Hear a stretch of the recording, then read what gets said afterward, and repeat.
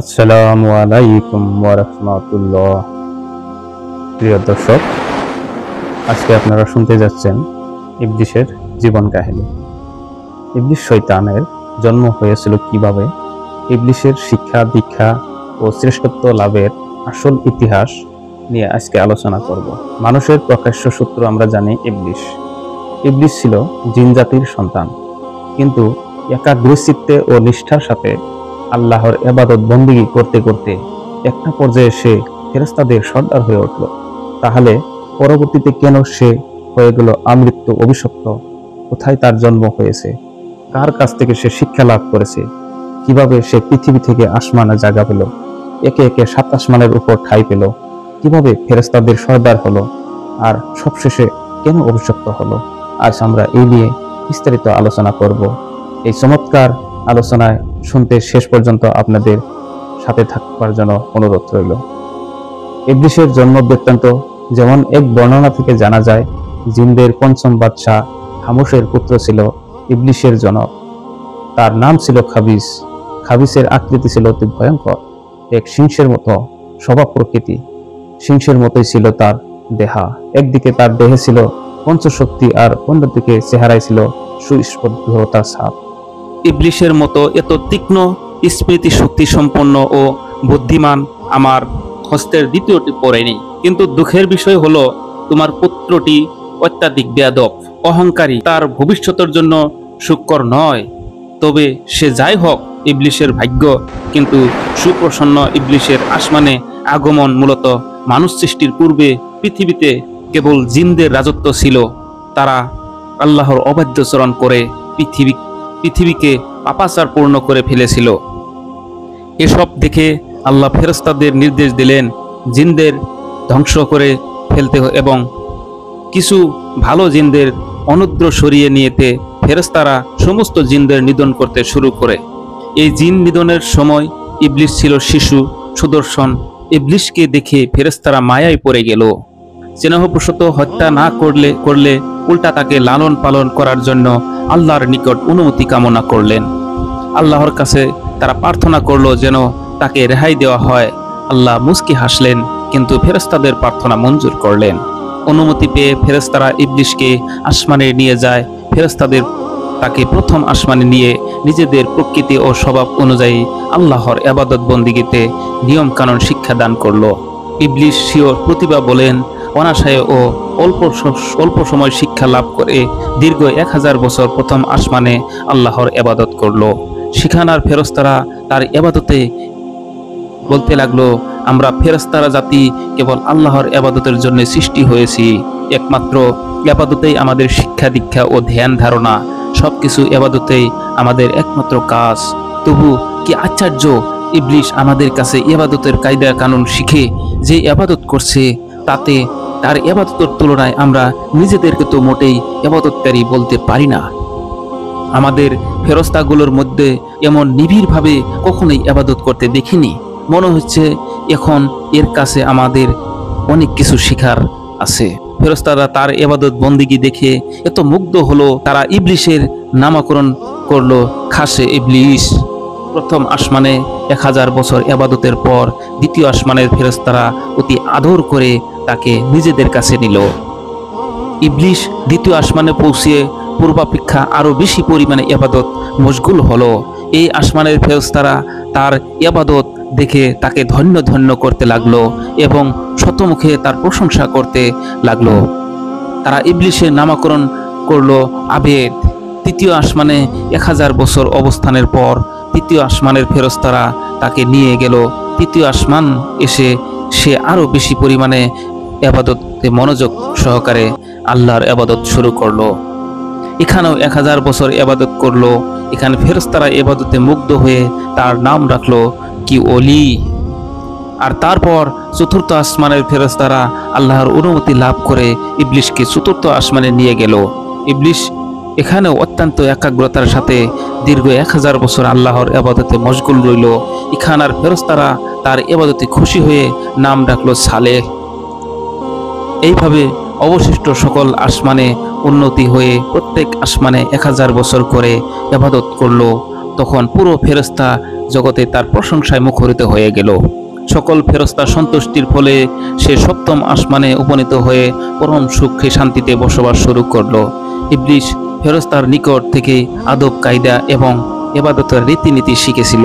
অত্যন্ত মেধাবী হওয়া যা শিক্ষা লাভ করত তার কোনো কিছুই তার আর ভুলতো না। সুতরাং অতি অল্প সময়ে ফেরেশতাদের নিকট হতে সে সর্ববিষয়ে এত বেশি অভিজ্ঞতা অর্জন করলো যে এখন তার উস্তাদ ফেরেশতাদের তুলনায় তার জ্ঞান বেশি হয়ে গেল। তদ্রূপ ফেরেশতাদের ইবাদতের পরিমাণ অপেক্ষা তার ইবাদতের পরিমাণ অনেক বেশি বৃদ্ধি পেল। সাত আসমান ও জমিনের এমন একটি স্থানও বাকি থাকলো না সেখানে ইবলিসের ইবাদত সিজদা পড়েনি। ফেরেশতারা ইবলিসের ইবাদত বন্দিগি দেখে উপলব্ধি করতে লাগলো যে ইবলিসকে তারা শিক্ষা দান করেছে, এখন সেই ইবলিসের কাছে তাদের অনেক কিছু শিক্ষার আছে। তাই তারা সকলে আল্লাহর দরবারে আবেদন করলো, হে আল্লাহ, তুমি তোমার প্রিয় ইবলিসকে যদি আরো সে ময়দানের কাছে উঠিয়ে আনো তবে আমরা তার কাছ থেকে অনেক মূল্যবান উপদেশ শুনে অনেক কিছু শিখতে পারতাম, কেননা সে আমাদের অপেক্ষা অনেক বেশি জ্ঞান অর্জন করেছে। মহান আল্লাহ পাক ফেরেশতাদের আবেদন মঞ্জুর করে ইবলিসকে আরো সে নিকট নিয়ে আসলেন। আরো সে মোল্লার কাছে রয়েছে ইয়াকুত নির্মিত একটি উচ্চ মেম্বার। ইবলিস উক্ত মেম্বারে আল্লাহর ইবাদত হলো। অবসর সময় সে ফেরেশতাদেরকে ওয়াজ নসিহত করতে লাগলো। তার ওয়াজ ও অমূল্য উপদেশ শুনে মুগ্ধ হয়ে সকলেই তার প্রশংসা করতে লাগলো। শেষ পর্যন্ত সে ফেরেশতাগণের শিক্ষক নামে পরিচিত হয়ে গেল। ইবলিসের দুনিয়ায় আগমন আল্লাহর আদেশে ফেরেশতারা শেষবার জিনদেরকে হত্যা করার পরেও পাহাড় পর্বত ও বনে জঙ্গলে লুকিয়ে থেকে কিছু সংখ্যক জিন প্রাণ রক্ষা করে ক্রমে তাদের বংশবৃদ্ধি পেয়ে আবার জিনদের দিয়ে জগৎ পরিপূর্ণ হয়ে গিয়েছিল। কিন্তু তাদেরকে হেদায়েত করার জন্য পয়গম্বর বা আল্লাহর দূত ছিল, ফলে জিনজাতি বিষম পাপাচারী হয়ে উঠেছিল। আল্লাহ ইবলিসকে আদেশ করলেন, হে ইবলিস, তোমার ইবাদত বন্দেগী ও তোমার প্রতি তোমার অনুগত্য আমি তোমার প্রতি অত্যন্ত সন্তুষ্ট হয়েছি। এবার তোমার প্রতি আমার নির্দেশনা হলো তুমি দুনিয়াতে গিয়ে তোমার স্বজাতীয় জিনদের সৎপথে প্রদর্শন করো। মহান আল্লাহর এই নির্দেশ শুনে ইবলিস বলল, হে মাবুদ, আপনার নির্দেশ আমি অবশ্যই পালন করব। তবে আমার একটা আরশ হলো, আপনি আমাকে এমন ক্ষমতা দান করুন যেন সারা দিন দুনিয়াতে জিনদেরকে হেদায়েত করে সন্ধ্যায় আবার আমি এখানে ফিরে এসে সারা রাত আপনার ইবাদত ও ফেরেশতাদেরকে নজিহত করতে পারি। আল্লাহ পাক ইবলিসের এই আবেদন কবুল করলেন। তখন ইবলিস অত্যন্ত আনন্দ চিত্তে দুনিয়ায় নেমে আসলো এবং জিনদেরকে হেদায়েতের কাছে আত্মনিয়োগ করলো। কিন্তু একাধারে বহুদিন পর্যন্ত সে আপ্রাণ চেষ্টা ও পরিশ্রম করা সত্ত্বেও সামান্য কিছু সংখ্যক জিন ব্যতীত প্রায় সকলেই ইবলিসের বিরুদ্ধাচরণ করতে লাগলো। তখন ইবলিস আবার আল্লাহর দরবারে হে মাবুদ, আমাকে এমন ক্ষমতা দিন যাতে এই অবাধ্যচারী জিনদেরকে আমি সমূলে ধ্বংস করতে পারি। আল্লাহ তাআলা ইবলিসের আবেদন শুনে জিনদেরকে ধ্বংস করার জন্য আসমান থেকে অগণিত ফেরেশতা দুনিয়ায় প্রেরণ করলেন।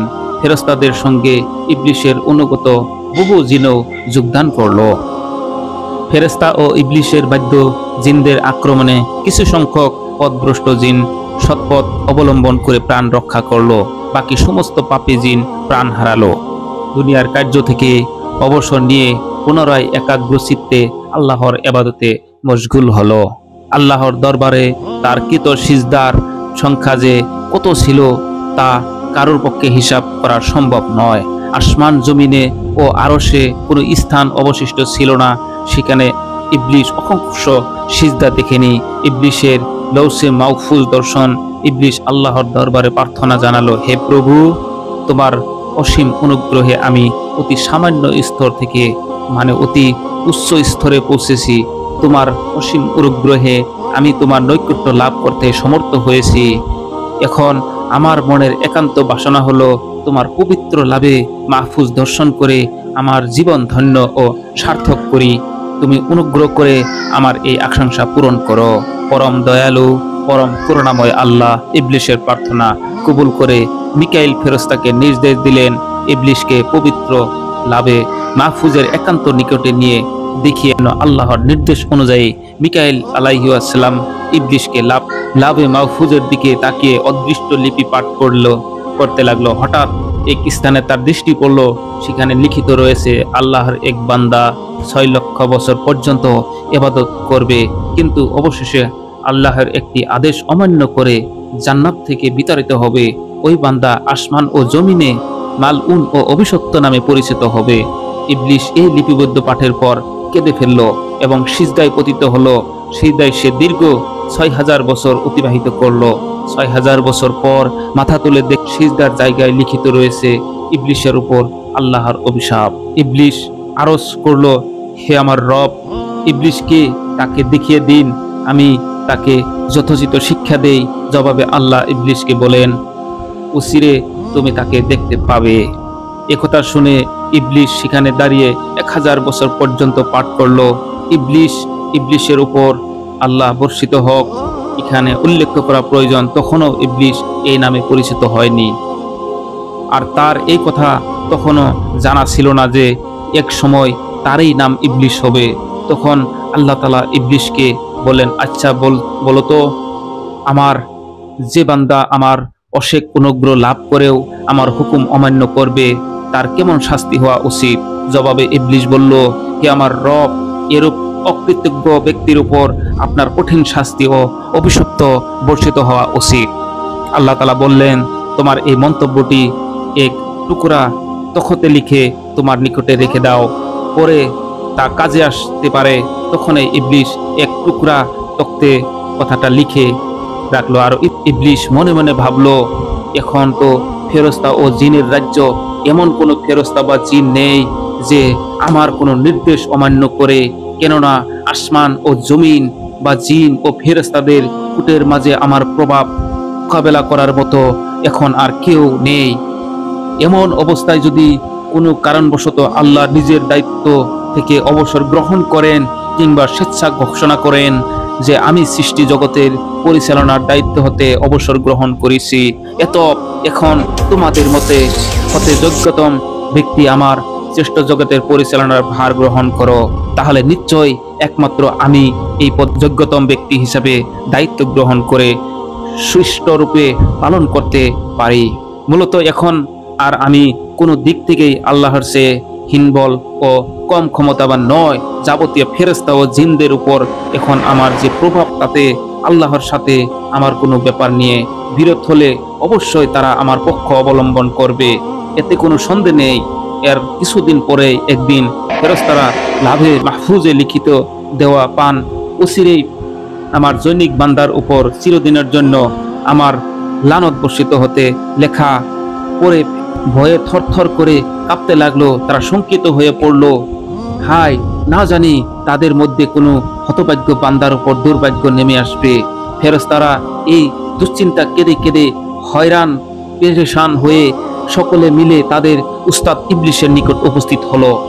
ইবলিশের এর কারণ জানতে চাইলে ফেরেশতারা বলল, উস্তাদ, লাওহে মাহফুজের এই লেখা পড়ে আমাদের সকলেরই মনে দারুণ আতঙ্ক সৃষ্টি হয়েছে। আপনি আমাদের জন্য দোয়া করুন যেন আমরা আল্লাহর থেকে রক্ষা পেতে পারি। ইবলিশ ফেরেশতাদের নিয়মিত তাচ্ছিল্যের সাথে মুস্কি হেসে আল্লাহর দরবারে প্রার্থনা করল, হে মাবুদ, তুমি ফেরেশতাদের কারো উপর লানত দিও না। আল্লাহ তাআলা ইবলিশের ওই প্রার্থনা কবুল করলেন। ফেরেশতারা আল্লাহর সেই নির্ধারিত গজব থেকে রক্ষা পেল। কিন্তু ইবলিশ সমগ্র ফেরেশতাদের জন্য দোয়া করলো বটে, কিন্তু অহংকার বশত নিজের জন্য দোয়া করতে ভুলে গেল। এর কিছুদিন পরেও একদিন ইবলিশ আরশে তখর উপর উজ্জ্বল নূরের হরফে আউযু বিল্লাহি মিনাশ শাইতানির রাজিম বিতাড়িত শয়তান হতে আল্লাহর নিকট সাহায্য প্রার্থনা করছি লিখিত দেখতে পেলে এই লেখা পাঠ করে ইবলিশ অত্যন্ত বিস্মিত হয়ে আল্লাহর নিকট জিজ্ঞাসা করলো, হে মাবুদ, কে সেই দুষ্ট পাপিষ্ট শয়তান যার নিকট হতে রক্ষা পাওয়ার জন্য তোমার কাছে প্রার্থনা করার কথা লিখিত রয়েছে? আল্লাহ জবাব দিলেন, তুমি শীঘ্রই তাকে চিনতে পারবে। এক পর্যায়ে আল্লাহ তাআলা মাটি দ্বারা পূর্ণাঙ্গ মানুষ তথা আদম আলাইহিস সালামকে সৃষ্টি করলেন। তাকে জিন তত্ত্বাবধানে শিক্ষা দীক্ষা ও জগতের সকল জ্ঞান দান করলেন। ফলে ফেরেশতাগণ আদম আলাইহিস সালামের শ্রেষ্ঠত্ব স্বীকার করে তার প্রতি সর্বোচ্চ সম্মান প্রদর্শন সূচক সেজদা করেন। কিন্তু ইবলিস আদম আলাইহিস সালামের শ্রেষ্ঠত্ব মেনে নিতে অস্বীকার করে তখন আল্লাহ বলেন, তুই বের হয়ে যা, কারণ তুই অভিশাপ, তোর ওপর পুনরুত্থান দিবস পর্যন্ত আমার অভিশাপ রইল। সুপ্রিয় দর্শক, এতক্ষণ ধরে আমরা ইবলিস পিতা মাতা জন্ম, শিক্ষা লাভ, আসমানে গমন, ফেরেশতাদের কাছ থেকে ইবাদত শিক্ষা এবং কালক্রমে তার ফেরেশতাদের সর্দার হয়ে ওঠার যে গল্প শুনিয়েছি তার হয়তো কাল্পনিক, কিন্তু ইবলিস যে অত্যন্ত জ্ঞানী, গুণী ও ইবাদতকারী ছিল তাতে কোনো সন্দেহ নেই। তবে এই শ্রেষ্ঠ জ্ঞানী ও ইবাদতকারী কিভাবে আল্লাহর আদেশ অমান্য করে আমৃত্যু পর্যন্ত অভিশপ্ত হয়ে গেছে, আল্লাহর রহমত থেকে চিরদিনের জন্য বঞ্চিত হয়ে গেছে, তাতে আমাদের জন্য রয়েছে মহান শিক্ষা আল্লাহ রাব্বুল আলামিন থেকে। এ থেকে আল্লাহ আমাদের সকলকে শিক্ষা গ্রহণের তৌফিক দান করুন। আমিন।